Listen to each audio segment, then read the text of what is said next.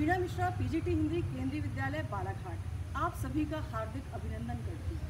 हिंदी है जन जन की भाषा, राष्ट्रीय एकता की यही परिभाषा। जी हाँ, हिंदी पखवाड़ा और हिंदी दिवस सितंबर मास में मनाए जाने वाले ये खास दिन हैं जो हमारे लिए एक उत्सव की तरह होते हैं और इनके ज़रिए हमें यह पता चलता है कि भाषा हम सभी को जोड़ने के लिए कितनी महत्वपूर्ण कड़ी। तो हमारे विद्यालय में, केंद्रीय विद्यालय बालाघाट में भी हिंदी दिवस और हिंदी पखवाड़ा मनाया गया। हिंदी पखवाड़ा 4 सितंबर से 18 सितंबर तक मनाया गया। उसके पश्चात परीक्षाएं थीं, जिसके कारण हमने पुरस्कार वितरण का कार्यक्रम आयोजित नहीं किया, किंतु आज 2 अक्टूबर को गांधी जयंती के शुभ अवसर पर हमारे विद्यालय में हम CCI इनॉग्रेशन के साथ साथ एक बहुत ही महत्वपूर्ण कार्य करने जा रहे हैं, जो है राजभाषा कक्ष का उद्घाटन, और इसके साथ ही हम हिंदी पखवाड़े का पुरस्कार वितरण भी करने जा रहे हैं। तो आइए आपको और भी गतिविधियों से परिचित कराते हैं और हमारे राजभाषा कक्ष के दर्शन कराते हैं। इस हिंदी पखवाड़े के शुभ अवसर पर हमने यह राजभाषा कक्ष बनाया है और इसको बनाने का मकसद हमारा यह है कि बच्चे अपनी भाषा से जुड़ें, उन्हें अपनी भाषा से प्यार हो और उनको ये भी लगे कि जिस तरह से विज्ञान में प्रयोग किए जा सकते हैं वैसे हिंदी में भी प्रयोग किए जा सकते हैं। तो आइए अब हम इस राजभाषा कक्ष के अंदर चलते हैं और बच्चों और शिक्षकों के माध्यम से जानते हैं कि हमने इस राजभाषा कक्ष में क्या क्या चीज़ें सजाई हैं और उनकी तैयारी किस तरह से की है। आइए। नमस्कार। तो इस राजभाषा कक्ष के पहले अनुभाग की ओर चलते हैं, जिसका प्रतिनिधित्व कर रही है कक्षा 12वीं की छात्रा श्रेया शुक्ला। श्रेया, आप हमें इस अनुभाग के बारे में कुछ बताइए।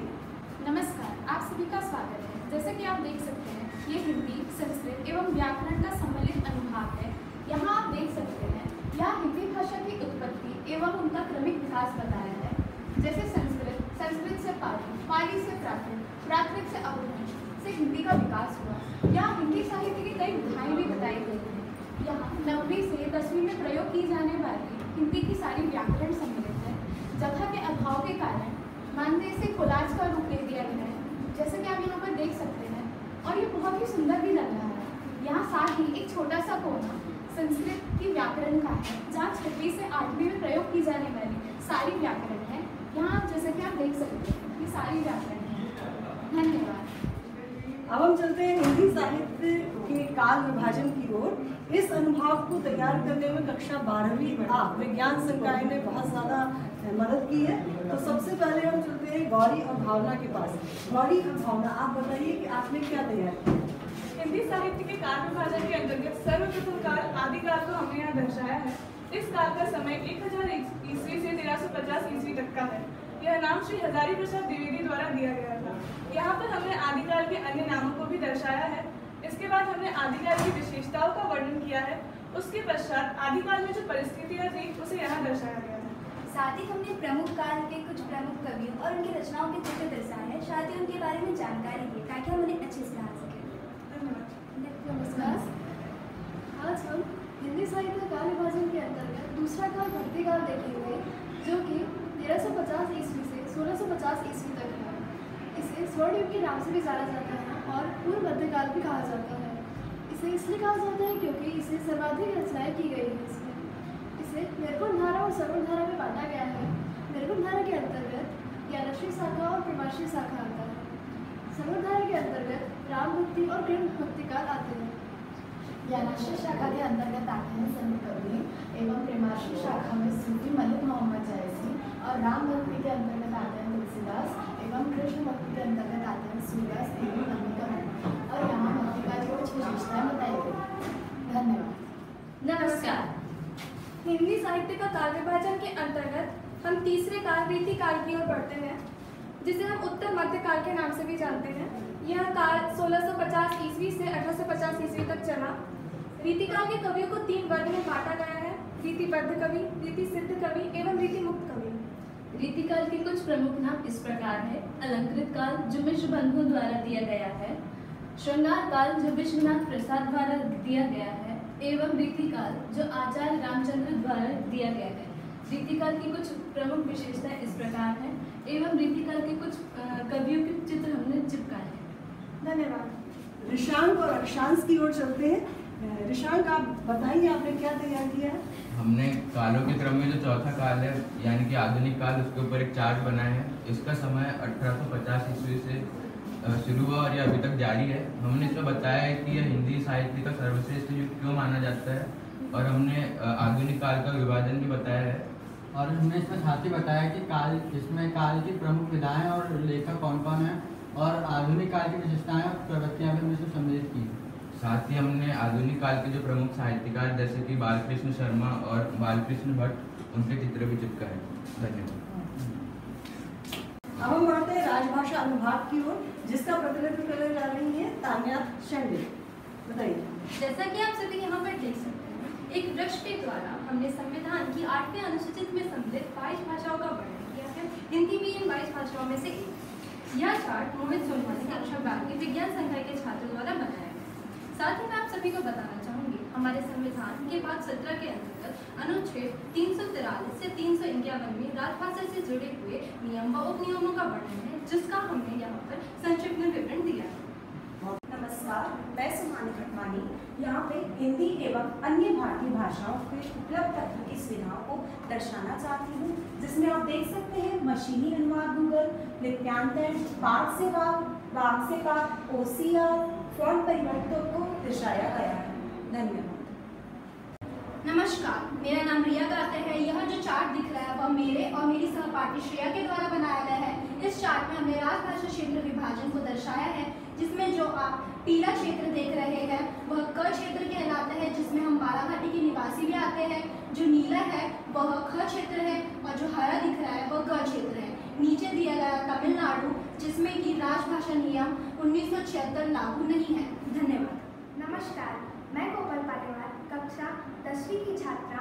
इस चार्ट के माध्यम से यह बताना चाहती हूँ कि हिंदी भाषा को राजभाषा का दर्जा क्यों दिया गया है। जैसे यह जिस रूप में लिखी जाती है उसी रूप में पढ़ी जाती है। यह एक व्यवहारिक भाषा है। यह सबसे अधिक व्यवस्थित, सरल एवं लचीली भाषा है। इसके अधिकतर नियम अपवाद विहीन हैं। यह दुनिया की तीसरी सबसे अधिक बोले जाने वाली भाषा है। यह सभी दृष्टियों से समृद्ध है एवं 50 करोड़ से अधिक जनता द्वारा बोली जाती है, इसीलिए इसे राजभाषा का दर्जा दिया गया है। धन्यवाद। जैसा कि आप सभी देख सकते हैं, मैंने हिंदी राजभाषा के प्रमुख घटनाक्रम को छोटे छोटे बादलों के द्वारा दर्शाने की कोशिश की है। 14 सितंबर 1949 को हिंदी को राजभाषा स्वीकारा गया था। 7 जून 1955 में हिंदी आयोग का गठन हुआ। 10 मई 1963 में राजभाषा अधिनियम लागू किया गया था। 5 सितंबर 1967 में केंद्रीय हिंदी समिति का गठन। 1977 में श्री अटल बिहारी वाजपेयी द्वारा संयुक्त राष्ट्र संघ में हिंदी भाषा में भाषण दिया गया था। धन्यवाद। अब हम आगे बढ़ते हुए आते हैं प्रेरणा और दिशा के पास। प्रेरणा और दिशा, आपने क्या बनाया, उसके बारे में कुछ बताइए। सबसे पहले नमस्कार। जैसे कि आप देख सकते हैं, हमने वर्ण का शब्द अनुभाग के अंतर्गत वर्णों के उच्चारण स्थान व इनके वर्ग को दर्शाया है। जैसे कि ये चित्र में हमने दर्शाया है मूढ़ा, कठोरतालु, वस, दांत, ओष्ठ, जीभ, कोमलतालु, कौवा अर्थात अजीवा।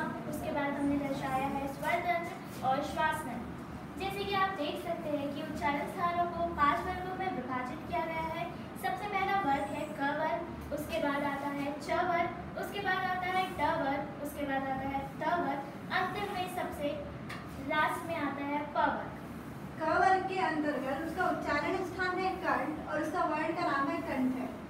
उसके बाद आता है छ वर्ग, जिसका उच्चारण स्थान है तालु और जिसका वर्ण का नाम है तालव।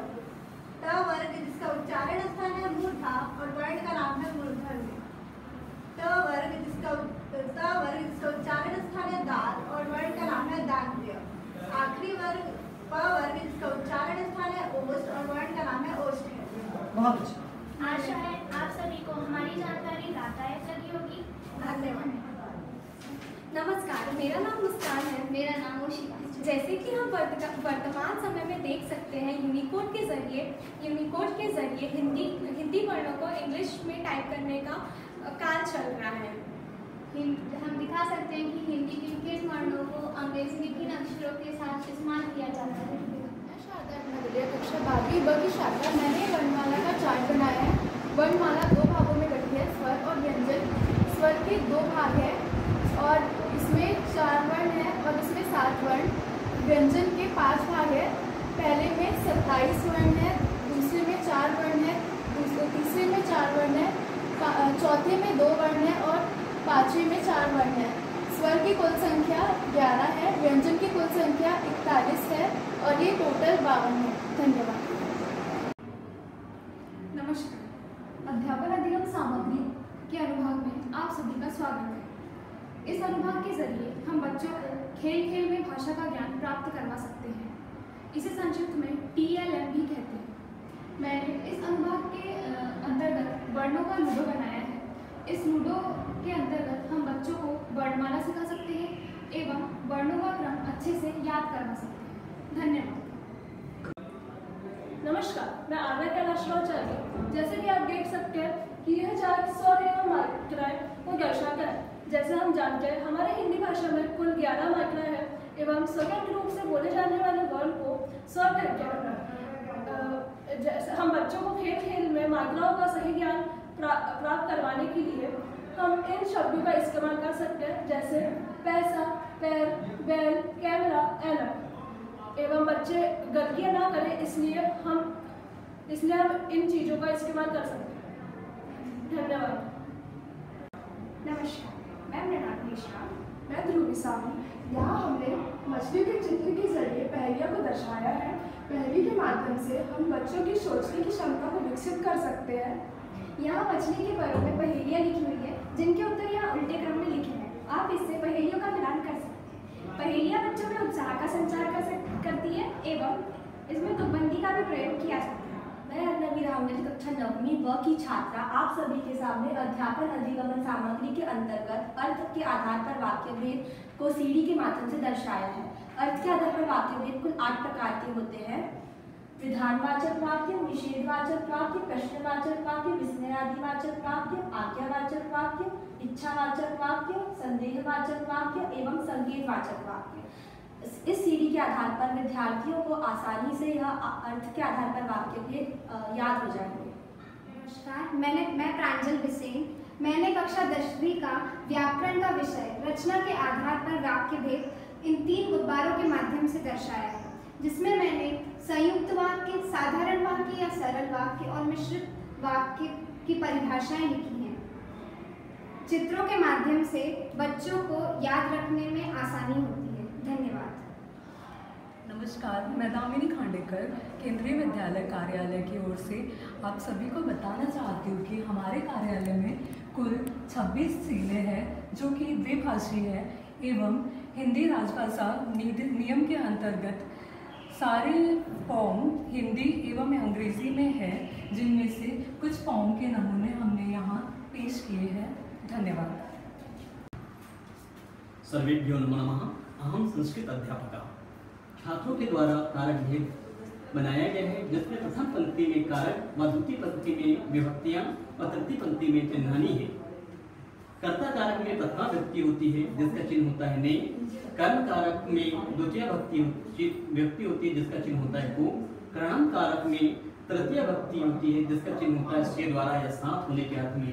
जब कोई किसी के साथ जाता है तब तृतीय भक्ति का प्रयोग किया जाता है। जैसे सीता रामेण सह वनम आगच्छत। संप्रदान कारक में चतुर्थी भक्ति होती है जिसका चिन्ह होता है के लिए। जैसे पिता पुत्राय मोदकम हटम गता, मोदकाय अनाय हटम गता। अपदान कारक जिसका विभक्ति होती है पंचमी, जिसका चिन्ह होता है से द्वारा या अलग होने के अर्थ में। जब कोई किसी से अलग होता है तब पंचमी भक्ति का प्रयोग करते हैं, जैसे वृक्षा पत्राणि पतंती। संबंध कारक में षष्ठी भक्ति होती है जिसका चिन्ह होता है का के की। जब किसी को संबंध या रिश्ता बताने के लिए हम षष्ठी भक्ति का प्रयोग करते हैं, जैसे रामस्य भ्रातः लक्ष्मण। अधिकरण कारक में सप्तमी भक्ति होती है जिसका चिन्ह होता है मे पर। संबोधन में प्रथमा व्यक्ति पुनः प्रारंभ हो जाती है जिसका चिन्ह होता है हे भो अरे। सर्वभ्यो नमः।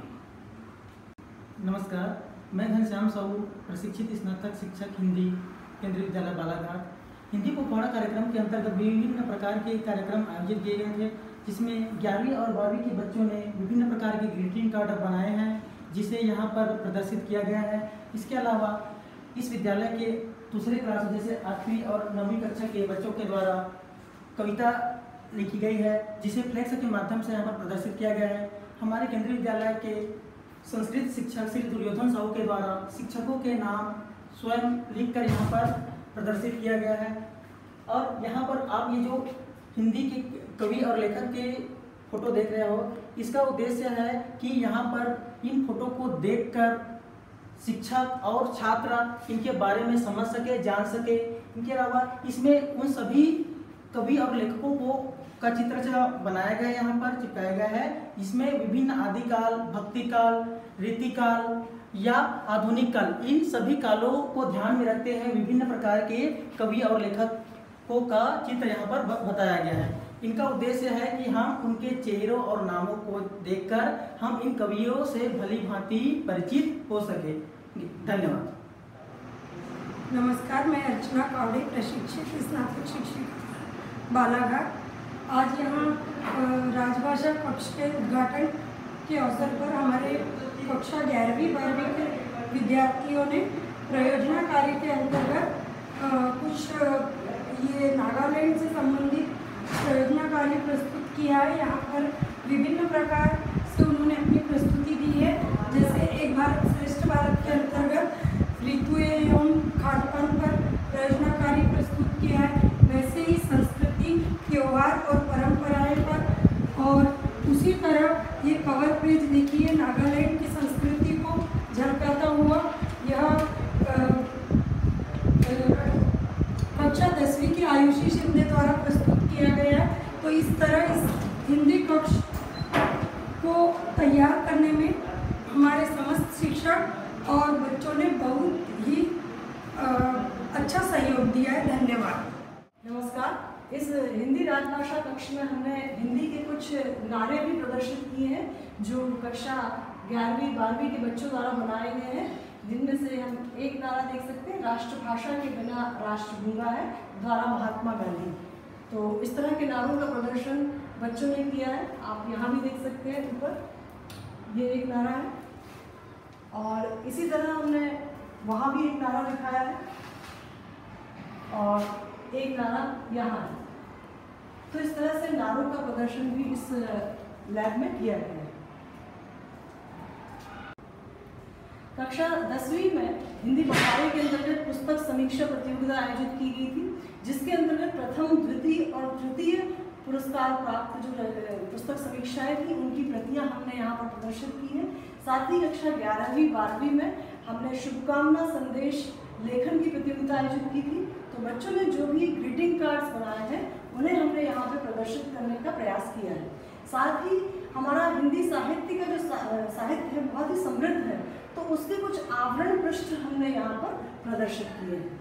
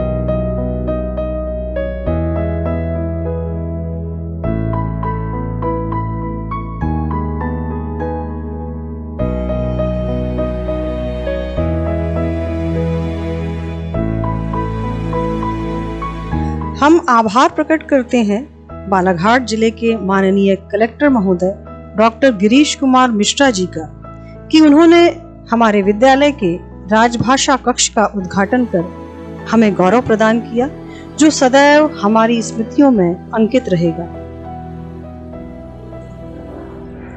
हम आभारी हैं केंद्रीय विद्यालय बालाघाट के प्राचार्य महोदय श्री पंकज कुमार जैन सर के, जो राजभाषा हिंदी के विकास हेतु सदैव प्रयत्नशील रहते हैं। हमारे विद्यालय की इमारत बहुत बड़ी नहीं है, फिर भी हमें इस कक्ष की इजाजत व जैन सर का सतत मार्गदर्शन मिलता रहा। हम उन बच्चों के भी आभारी हैं जिन्होंने चार्ट बनाने में, कक्ष को सजाने में व मुख्य अतिथि के समक्ष चार्ट की प्रस्तुति देने में हमें सहयोग प्रदान किया।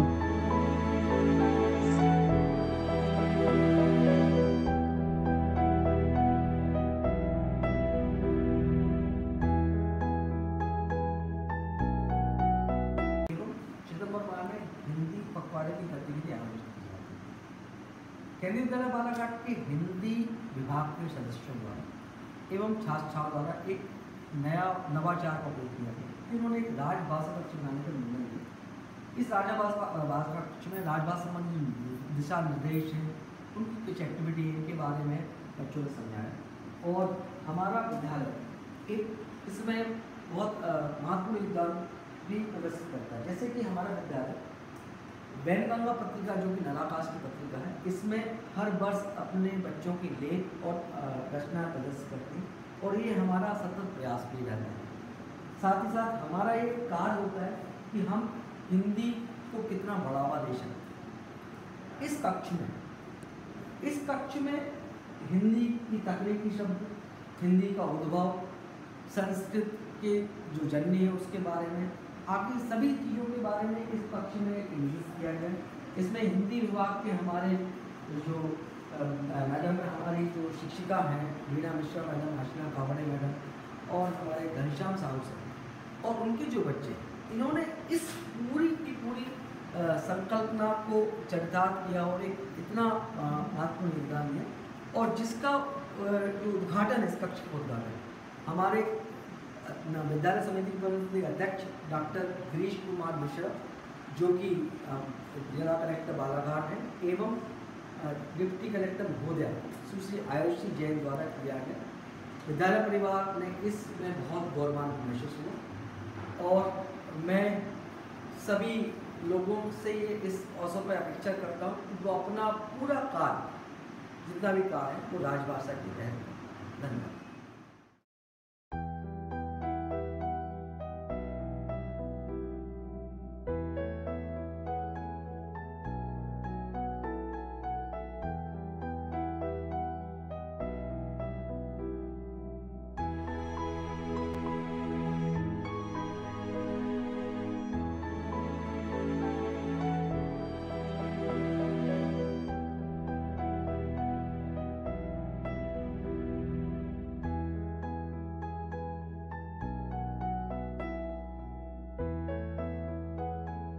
हम आभारी हैं अपने विद्यालय के सभी कर्मचारियों व शिक्षकों के, जिनका हमें अपनत्व भरा साथ मिला, जो इस चित्रावली में आप देख ही सकते हैं। मैं शिवमंगल सिंह सुमन की कविता की पंक्तियों के जरिए सभी को साधुवाद प्रेषित करती हूँ। जिससे पथ पर स्नेह मिला, उस राही को धन्यवाद। जीवन अस्थिर अनजाने ही हो जाता पथ पर मेल कहीं, सीमित पगडग लंबी मंजिल तय कर लेना कुछ खेल नहीं। दाएं बाएं सुख दुख चलते सम्मुख चलता पथ का प्रमाद, जिससे पथ पर स्नेह मिला, उस राही को धन्यवाद। जो साथ न मेरा दे पाए, उनसे कब सूनी हुई डगर, मैं भी न चलूं यदि तो भी क्या, राही मर लेकिन राह अमर। इस पथ पर वे ही चलते हैं जो चलने का पा गए स्वाद, जिससे पथ पर स्नेह मिला, उस राही को धन्यवाद। कैसे चल पाता यदि न मिला होता मुझको आकुल अंतर, कैसे चल पाता यदि मिलते चिर तृप्ति अमरता पूर्ण प्रहर। आभारी हूँ मैं उन सब की, दे गए सहयोग का जो प्रसाद, जिस जिससे पथ पर स्नेह मिला, उस राही को धन्यवाद, उस राही को धन्यवाद।